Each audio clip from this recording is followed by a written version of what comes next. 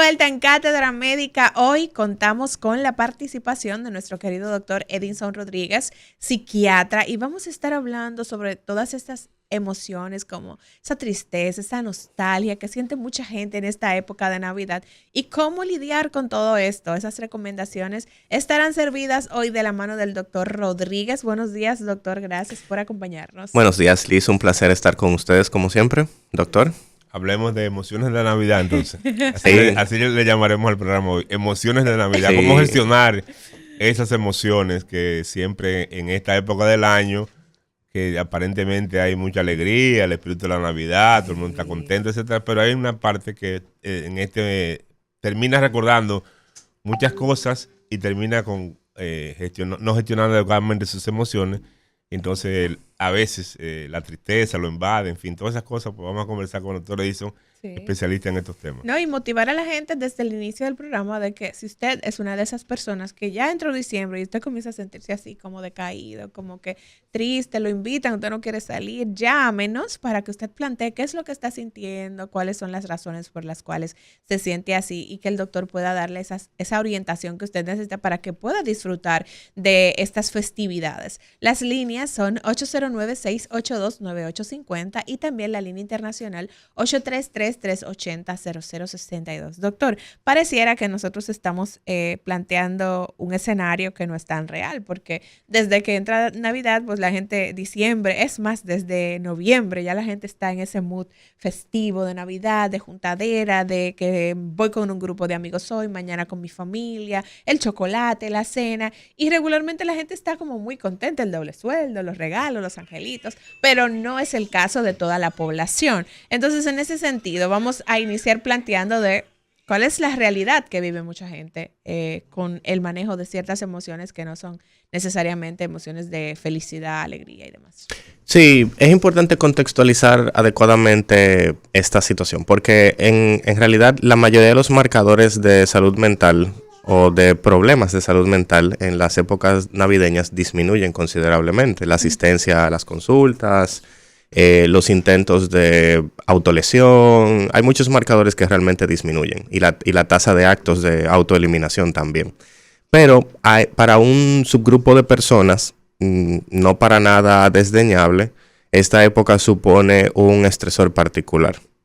En primer lugar, bueno, nuestra cultura favorece mucho las fiestas navideñas. Nuestra religión predominante es el catolicismo, el tema de la Navidad y las tradiciones.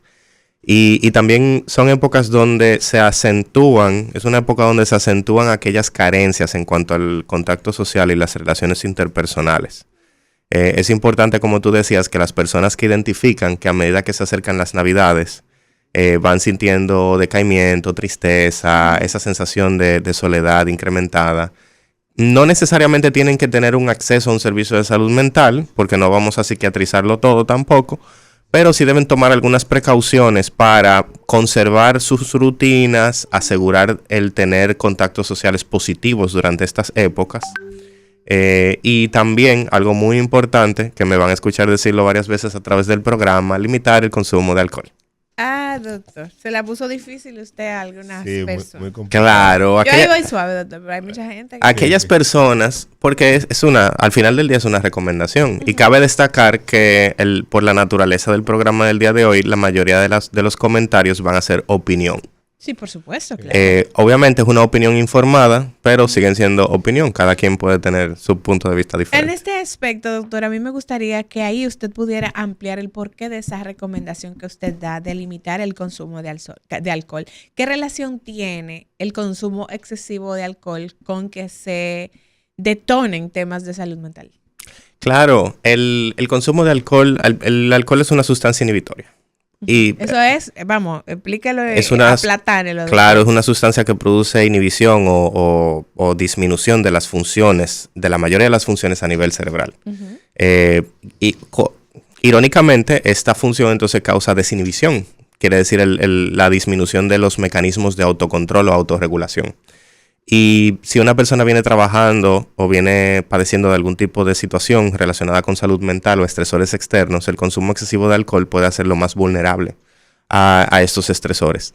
Cabe destacar también que el consumo de alcohol acompaña muchas de las situaciones de salud mental y los trastornos de salud mental, los trastornos bipolares, el trastorno depresivo mayor, el trastorno de ansiedad, y puede hacer que la persona se encuentre en una situación particularmente vulnerable a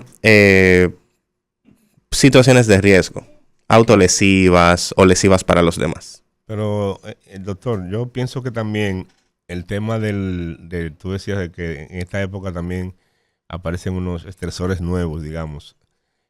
Tiene que ver con la dinámica que se ha ido desarrollando en el mundo capitalista, con el tema del significado de la celebración de esta época del año. En el mundo cristiano, sí, que es la mayor prevalencia, digamos, en esta parte del mundo, se supone que lo que significa la Navidad es la celebración del nacimiento de Cristo. De Cristo. Y entonces lo que deberíamos estar todos en esta época del año es un poco más recogidos, reflexionando, en familia, todas esas cosas. Sin embargo, el mundo capitalista ha convertido esto en una francachela. En una muchas luces, muchas cosas. En una carrera de comparación. De comparación. Entonces, en ese sentido, el tema de que todo eso nos estresa, porque al final vemos que algunos nos pasan unas canastas gigantes por el lado y nosotros apenas podemos comprar unas cosillas porque lo que ganamos no nos da para más nada, entonces se convierte en un estresor. ¿No sería entonces más importante que comencemos nosotros cada uno individualmente a reflexionar sobre el significado de esta época del año y que vayamos un poco haciendo introspección para evitar esos estresores? Fíjate que recientemente recién entrado diciembre, tuve esa misma reflexión. Estaba conduciendo y pasaba por frente de un complejo de apartamentos donde estaban bien visibles todas las galerías de cada uno de los apartamentos, y en cada una de las galerías había un árbol de Navidad decorado. Y eso me hizo pensar en precisamente la manera como nosotros hemos estructurado la convivencia y el consumo, el capitalismo, nos ha llevado a fragmentar e individualizar todas las creencias, todas las prácticas y todas las actividades sociales. Entonces, en vez de tener un gran árbol compartido, cada uno tenemos nuestro pequeño arbolito. Y que el mío sea más bonito que el del vecino. Y claro que el mío tiene que destacar. Entonces, hay una serie de estresores particulares que se destacan en estas épocas. El económico es uno de ellos. Y no solamente la ausencia de recursos económicos, sino también cómo responde el individuo cuando, por ejemplo, recibe su bono navideño, que es un influjo. Que le llaman la brisita. La brisita, ya lo sabe. Es un influjo de dinero que es bien caótico, porque hay muchas personas que ya lo tienen comprometido. Hay otras personas que no lo tienen tan comprometido, pero entonces tienen dificultades para presupuestar y planificar cómo van a gastar. Se dinamiza mucho las solicitudes entre personas y diferentes relaciones interpersonales que entonces dependen unos de otros. Las situaciones familiares también se agudizan porque todo el mundo en la familia sabe la condición económica del otro, sabe quién va a recibir doble sueldo, quién no va a recibir doble sueldo. Y eso trae también a colación otra dinámica que se exacerba en épocas navideñas, que son los conflictos familiares. Sí. Entonces, todo eso hace esa mezcolanza y nos coloca en cierto riesgo estresor, porque todos tenemos la expectativa de poder comprar todos los regalos, de poder hacer el agasajo a todo el mundo, de poder dar la talla de lo que se espera social y culturalmente. Y social y culturalmente el mundo está muy convulso ahora mismo, claro, con todas estas expectativas. Y ahora que menciona el tema familiar, la gente ya de hecho lo toma como burla hasta cierto punto, el tema de las situaciones que se viven, sobre todo en estas épocas en donde se reúne toda la familia, de que si llega la tía y pregunta que para cuándo el novio, que para cuándo el casamiento, que para cuándo los hijos, que para cuándo terminas la carrera, que para cuándo cambias de trabajo. Hay mucha presión social. Y eso la gente lo toma a relajo, pero la verdad, algunas personas los ponen en una situación de aprietos, de estrés excesivo, de ansiedad, del saber que me voy a reunir con mi familia y que me van a empezar a preguntar cómo manejar ese tipo de situaciones, doctor, porque al final es la familia y quizás el el negarte a ir porque sabes que te vas a exponer a una situación que te va a volver vulnerable puede verse mal, pero también el ir te afecta. ¿Cómo manejo y pongo todo en equilibrio? Precisamente por eso las recomendaciones tajantes no son una forma adecuada de responder a estas necesidades, porque la individualidad dicta que hay personas para quienes probablemente la mejor elección sea restringir algunas visitas o algunos contactos familiares, mientras que otras personas el impacto de faltar a las fiestas y de no participar podría ser mayor. En general, la recomendación, y es un poco tarde, pero todavía hay tiempo, es la anticipación y la preparación y el asesoramiento. Okay. Si hay situaciones que ya se vienen manifestando, disputas, conflictos, diferencias marcadas, preparar estrategias de cómo se va a enfrentar a ese individuo o esos individuos, de a qué celebraciones voy a asistir, a cuáles no, dependiendo del contexto, dependiendo si van a haber estresores marcados. Y ese tipo de decisiones sí pueden requerir de algún tipo de acompañamiento psicológico. Ok. Entonces, doctor, hay otra situación y es mucha gente perdió seres queridos en el transcurso del 2024 y realmente cuando llegan estas fechas, el primer año que tú vas a estar quizás sin papá, sin mamá en la mesa, sin un hijo probablemente, pues es muy duro, doctor. ¿Cómo manejar esa mezcla de emociones, esa nostalgia en estas fechas? Claro, los duelos son otro elemento que se exacerba en estas épocas. Uh-huh. Y las recomendaciones que nosotros ofrecemos generalmente para este tipo de situaciones conlleva el hacer énfasis sobre todo en los aspectos positivos y el legado de esa persona. Uh-huh. Incluso eso me recuerda a situaciones bastante caóticas en el cual personas perdieron familiares a causa de actos de autoeliminación, de suicidio, sí, en épocas de asueto. Y eso es bien complicado, pero igual que nosotros le decimos a las personas que han perdido un familiar, ya sea por una causa orgánica, médica o autoinfligida, sea cual sea la causa, es importante los actos de celebración y reconocimiento, y hacer sobre todo hincapié en el esfuerzo. Aquellos que pasaron por un duelo anticipado, personas que vieron a su familiar deteriorarse desde el punto de vista de salud hasta el momento en el que fallecen, hacer hincapié sobre todo en el esfuerzo y en el acompañamiento que se le dio a esa persona para mantener su calidad de vida. Uh-huh. Y para paliar, para reducir el impacto de sus enfermedades y sus situaciones de salud. O sea que la recomendación, digamos, es que cuando usted ha tenido una pérdida y ha pasado el duelo, generalmente en esta época del año, como bien decía Liz, la tendencia es que retomemos un poco ese dolor, pero al final el tema de la vida y la muerte es parte de la vida, digamos. Así es. Entonces es importante que recordemos los que se han ido. Así todos es. Nos vamos al final, unos adelante, otros atrás, no tenemos fecha definida, pero que recordemos a los que se fueron en sus mejores momentos y en esa relación positiva que tuvimos con ellos, porque así es la mejor manera de tener, digamos, una relación de pérdida, digamos, satisfactoria. Estoy recordando a mamá o a papá o al hermano, no sé, el que se fue, pero lo estoy recordando en aquellos mejores momentos que pasamos y tal vez traerlo a esa colación. ¿Te recuerdas cuando estábamos exactamente con o papá que le gustaba hacer esto o aquello en este momento? Era que preparaba la mesa, no sé, esas cosas mejorarían un poco esa condición. Son situaciones que solo de pensarlo generan como esa sensación de calidez y de identificación, de pertenencia. Hay muchas personas que aprovechan esta época de manera orgánica, sin ningún tipo de orientación, para visitar a sus fallecidos, a sus difuntos, llevarles flores, ofrendas, llevar a los descendientes también, a los niños a visitar y ese tipo de cosas. En general, y esto es una estrategia que aplica no solamente para temas relacionados con asueto y época navideña, en general en salud mental lo que se evita nos domina. Lo que se confronta teniendo las herramientas necesarias para hacerlo, entonces no puede controlarnos y no puede afectar nuestra salud mental. O sea que ¿Cómo es eso? Simplificándolo quizás, doctor, es aceptar que ya ese familiar se fue, pero en lugar de yo tener esos pensamientos de nostalgia o tristeza, hacer honor a ese recuerdo, a todos esos momentos bonitos y hacer como ese switch, ese cambio de pensamiento. Excelente forma de ponerlo, sí. Y es algo que nosotros recomendamos y utilizamos con muchas vivencias que pueden resultar traumáticas. El concepto es la resignificación. Es como revivir una situación, pero cambiar la manera como se aprecia. Y una de las recomendaciones que con más frecuencia damos para mejorar la salud mental de manera práctica es el tema de practicar la gratitud.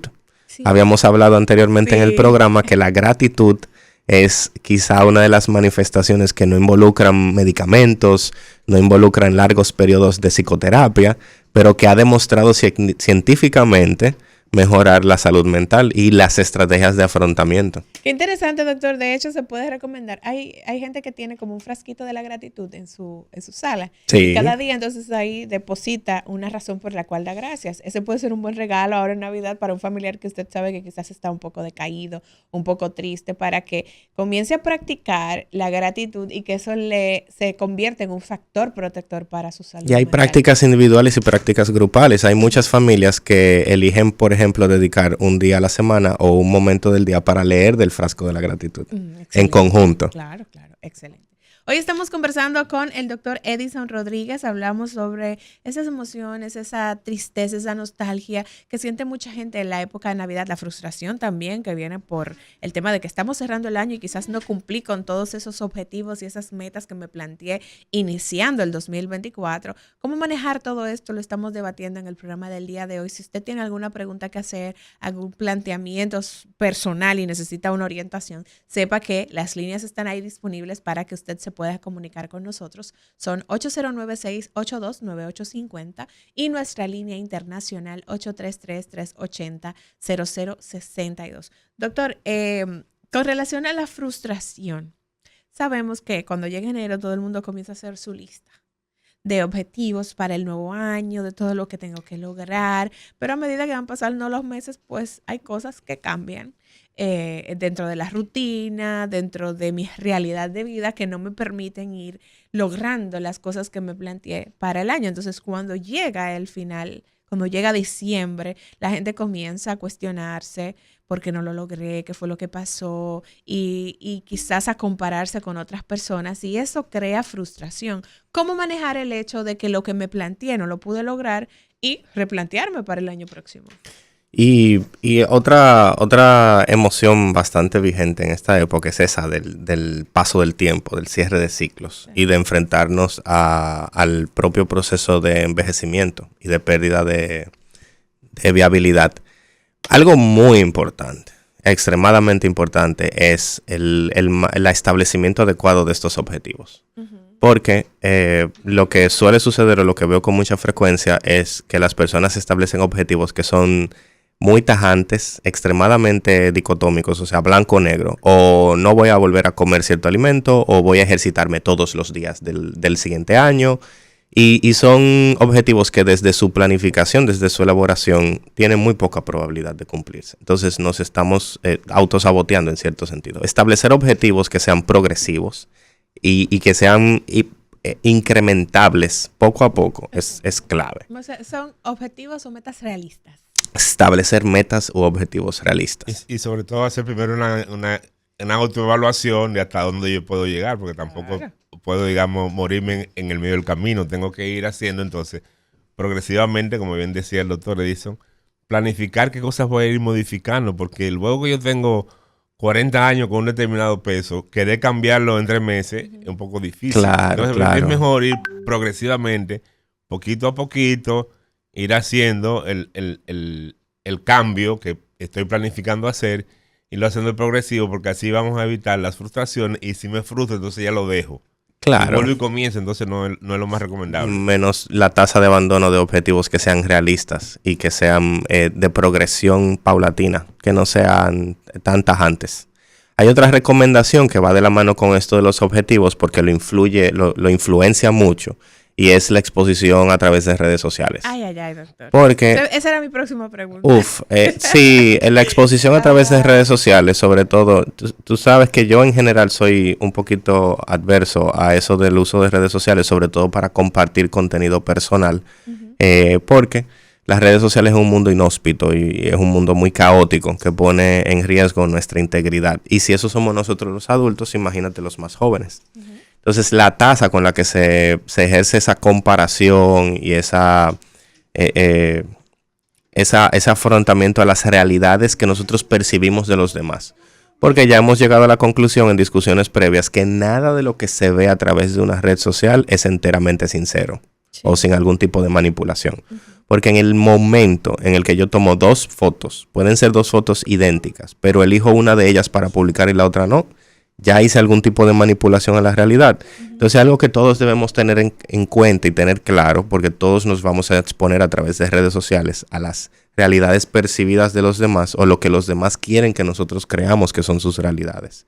Es eso, es tener bien claro esto, porque de ahí viene toda clase de comparación. Mira esta persona compartiendo con sus familiares, mira esta persona que tiene a su papá o a su mamá o a su abuelo o a su abuela, o incluso a sus hijos, personas que han tenido esa pérdida tan grande. Y es un proceso que nos puede lacerar bastante. Claro, ¿no? Y que se hicieron fotos familiares en un set fabuloso, que se fueron de viaje, que pero el trasfondo no lo sabemos. Claro. Esa pareja que vemos frente a la Torre Eiffel, no sabemos cuál es el trasfondo de esa relación. No sabemos cuáles son las características de esa relación. Lo que vemos es un instante capturado y muchas veces de alguna manera manipulado, aunque no diste tanto de la realidad, pero sigue siendo una manipulación. Eso, doctora Edison, como decir, el corazón de la llama solo lo conoce el cuchillo. Ya. O sea que muchas veces vemos situaciones, bueno, entonces las redes siempre está todo maravilloso. O la otra, que ojos vemos, corazones no sabemos. Sí, no sabemos. Claro. Exactamente. Doctor, el tema del duelo no solo se da con haber perdido un familiar en este 2024, tiene que ver con que quizás una pareja se divorció o que quizás perdí mi empleo y aún ahora, a fin de año, no he logrado conseguir una nueva oportunidad. En estos casos en particular, doctor, ¿cómo aceptar que estoy en un duelo también? ¿Cómo manejarlo adecuadamente? Y cómo hacer que eso no... Quizás lo que me afecta en esta temporada, yo poder canalizarlo adecuadamente y que no me arruine el disfrute de las fiestas navideñas. Y agregar la pérdida de un animalito de estimación también, de la casa. Sí, esa es otra. Hay muchas personas para quienes los animales de compañía se convierten en su resguardo de la soledad y del aislamiento social. Sí. Mira, la primera respuesta probablemente va a poner el dedo sobre la llaga a muchas personas, pero y tiene que ver con lo que hablábamos en otro segmento del programa sobre la verdadera salud mental detrás de la anticipación y de los microdeterminantes. La mejor manera de hacer frente a las crisis de salud mental es contar con un plan de contingencia, con una red de apoyo. La mejor manera de enfrentarse a los imprevistos que afectan nuestra salud mental es trabajar día a día para construir un ecosistema que nos brinde seguridad y apoyo.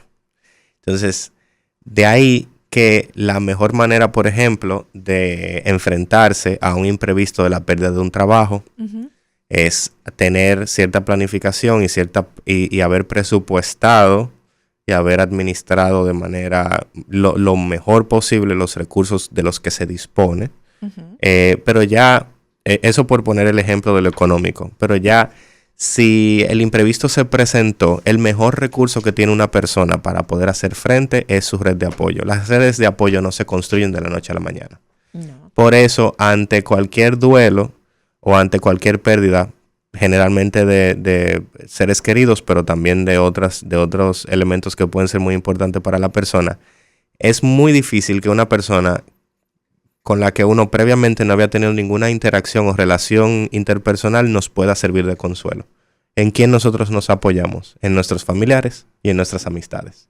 Por eso es importante, y todo va de la mano. Fíjate cómo nosotros hablamos de los objetivos realistas que tienen que trabajarse durante todo el año. Igual, lo que nos va a ayudar a hacer frente a situaciones que se pueden presentar exclusivamente en estas épocas navideñas es lo que nosotros hemos trabajado en nuestras redes de apoyo a lo largo de todo el año. Excelente. Bueno, doctor, vamos a hacer una breve pausa, pero motivamos a la gente que nos escucha hoy a que sigan en sintonía porque aún tenemos muchos puntos que seguir debatiendo con el doctor Edinson Rodríguez para que usted pueda disfrutar plenamente las fiestas navideñas, que esa nostalgia y esa tristeza usted la pueda canalizar adecuadamente, que pueda compartir con sus amigos y familiares en estas fechas que son de tanta calidez humana y de tanto disfrute. Vamos a la pausa y retornamos de inmediato.